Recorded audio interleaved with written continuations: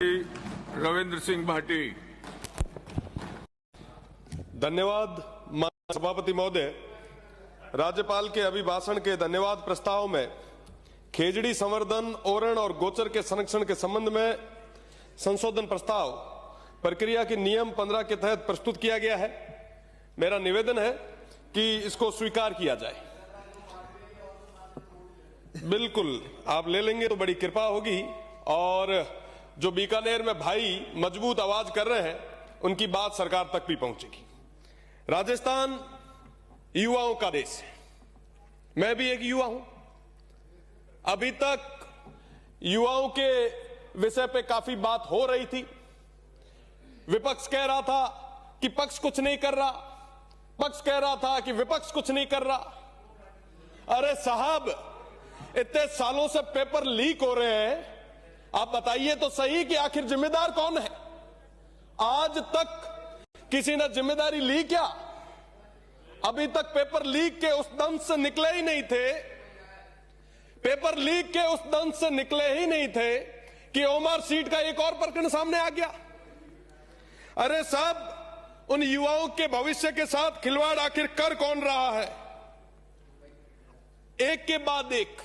साहब, हम हमेशा देखते हैं जब भी कोई परीक्षा होती है, बहनों के मंगलसूत्र उतार दिए जाते हैं, उनकी चोटियां काटी जाती है, मेरे सिख सरदार भाइयों की पग उतारी जाती है, और वो तमाम लोग इसलिए सहयोग करते हैं कि काश ये पेपर लीक रुक जाए।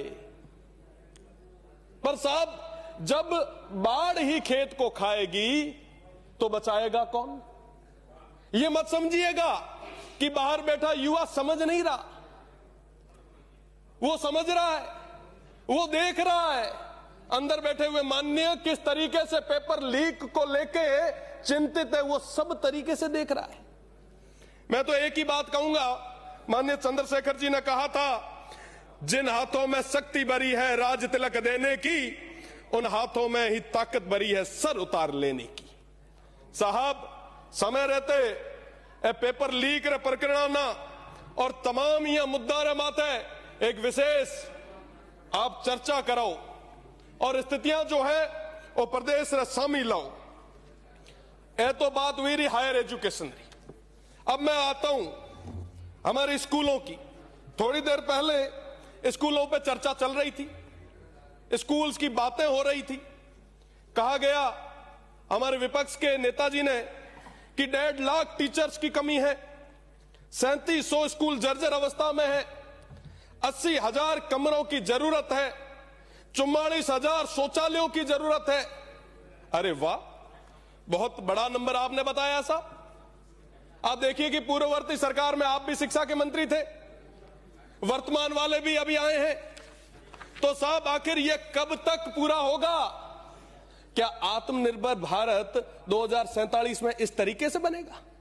आज एक प्रतिष्ठित अखबार में एक खबर छपी, अफसरों को हाईकोर्ट ने कहा कि शर्म आनी चाहिए, छात्राएं पानी नहीं पीती क्योंकि स्कूलों में टॉयलेट नहीं है। हम आजादी का अमृतकाल मना रहे हैं और दूसरी तरफ हमारे स्कूलों के हाल क्या है?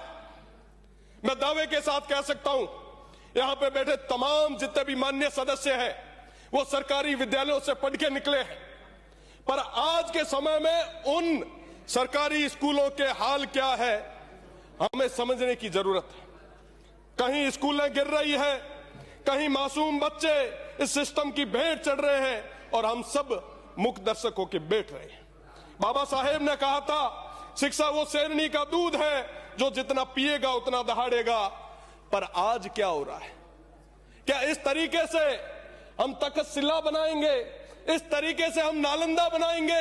क्या इस तरीके से हम विश्व गुरु बनेंगे, जहां एक 12वीं की स्कूल में एक एक अध्यापक के भरोसे छोड़ रखा है? आज इस तरीके की स्थितियां बन गई हैं। हम गौरवमय अतीत की बात करते हैं, हम खुशहाल भविष्य की बात करते हैं, पर इन आने वाली पीढ़ी की बात कौन करेगा? माननीय, इनकी बात करने की जरूरत है।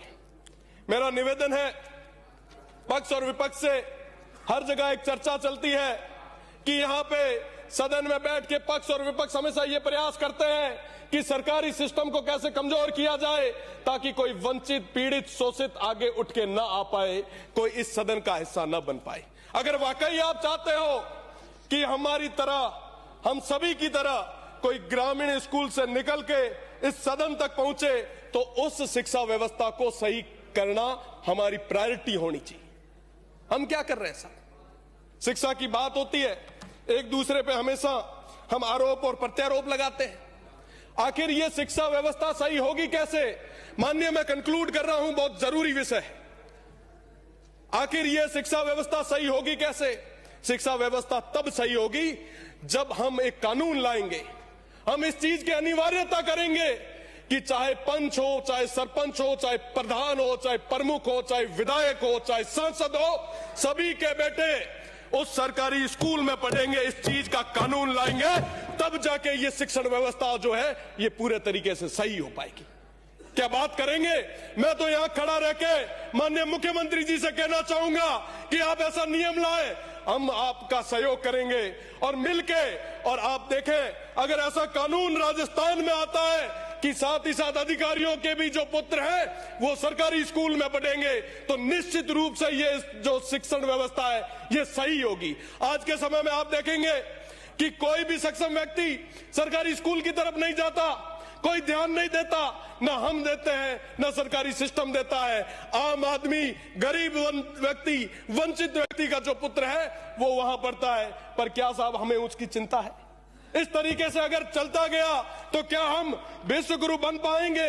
मेरा तो यही निवेदन है कि हम सब मिलके काम करें। मैं बात पूरी करने से पहले हुक्मरानों ने फरमाया है, एक चीज है, लाइनें हैं, ये जरूरी है, ये प्रदेश की जनता सुनना भी चाहती है। हुक्मरानों ने फरमाया है कि नारों से बदलता है जमाना, सियासतदार कहते हैं सियासतें बदले तो बदलता है जमाना, लेकिन मिजाज है जहां बदलने की इतना कुछ काफी नहीं होता, बदलने वाला खुद बदले तो बदलता है जमाना। मुझे लगता है कि ऐसे कानून की जरूरत है। हम सब मिलके, पक्ष और विपक्ष मिलके इस प्रदेश के लिए ऐसा कानून लाए और हमारे यहाँ की शिक्षण व्यवस्था को, युवाओं के भविष्य को, इनकी नींव को मजबूत करें। मैं बहुत बहुत धन्यवाद देना चाहूंगा। श्रीमती